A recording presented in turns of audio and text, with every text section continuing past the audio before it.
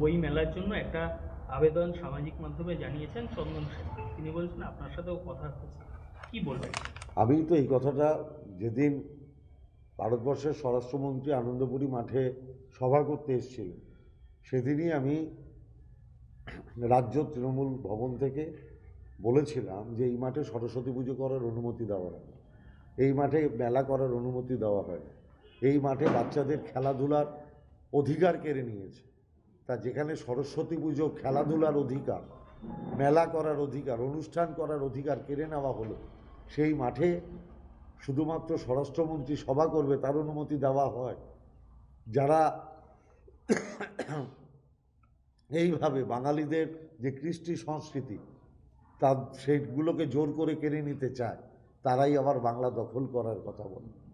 আমরা এটাই বলতে চাই, ওরা জমিদার, ওরা বাংলা দখল করতে চায়, আর মমতা ব্যানার্জি মানুষের হৃদয় জয় করতে চায়। এই বইমেলার আবেদন নিয়ে কি বলবেন? চন্দন সেন যে আহ্বান জানিয়েছেন। আমি তো এটাই বলছি, এই বইমেলার অনুমতি তো দেওয়া উচিত। আমরা দেখতে চাই এই বইমেলার অনুমতি কর্তৃপক্ষ দেয় কি দেয় না। যদি না দেয় তাহলে মানুষকে নিয়ে যে গণবিক্ষোভ, গণ আন্দোলন করা উচিত, সেটা আমরা সবাই মিলে করব, দলমত নির্বিশেষে, বাঙালি হিসাবে। আপনারা কি এই বইমেলার সমর্থনে তার সাথে আছেন, চন্দন সেনের সাথে? আমার কথাটার মানে কি দাঁড়ায়? আপনার সাথে কথা হয়েছে উনি বলেন। আমি কথাটাই যেটা বললাম তার মানেটা তো বলেই দিয়েছি আমি কি চাই।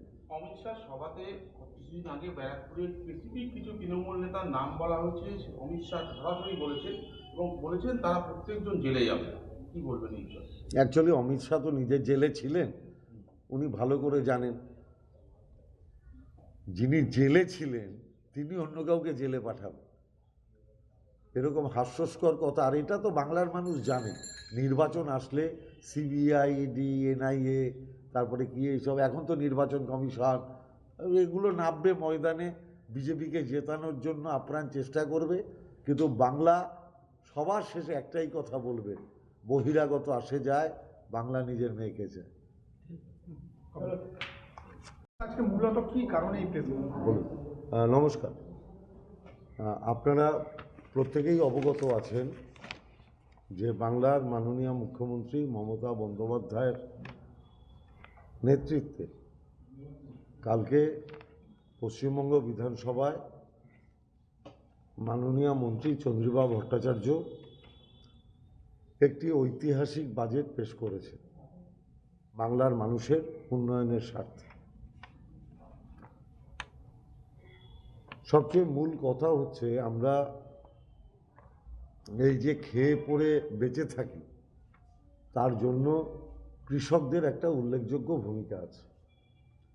কারণ কৃষকেরা যদি মাঠে ফসল উৎপাদন, খাদ্যদ্রব্য উৎপাদন এসব না করতেন, তাহলে আমাদের কাছে বহুল পরিমাণে অর্থ থাকলেও খাওয়ার উপাদান আমরা কেউ জোগাড় করতে পারতাম না।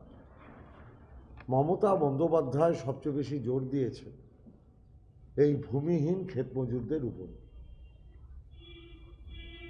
তারা যাতে তাদের ন্যূনতম চাষবাসের জন্য সাহায্য পান, তার জন্য রবি এবং খরিফ মরশুমে তিনি 2000-4,000 টাকা করে তাদের দেবেন, যাতে তাদের কাজ করতে সুবিধা হয়। এর বাইরেও একটা যুগান্তকারী সিদ্ধান্ত বাংলার মাননীয় মুখ্যমন্ত্রী মমতা বন্দ্যোপাধ্যায় নিয়েছেন।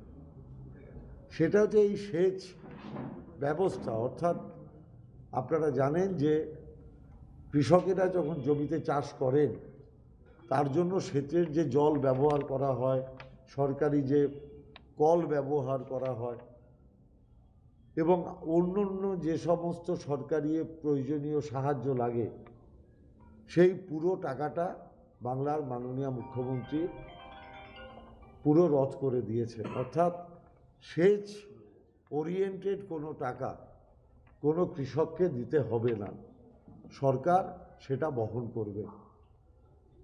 এইরকম একটা যুগান্তকারী সিদ্ধান্ত ভারতবর্ষের অন্য কোনো রাজ্যে আপনি দেখাতে পারবেন না, যেখানে কেন্দ্রীয় সরকার কৃষিজাত পণ্যের উপরে জিএসটি বাড়িয়ে কৃষকদের প্রায় মৃত্যুর মুখে ঠেলে দিয়েছেন।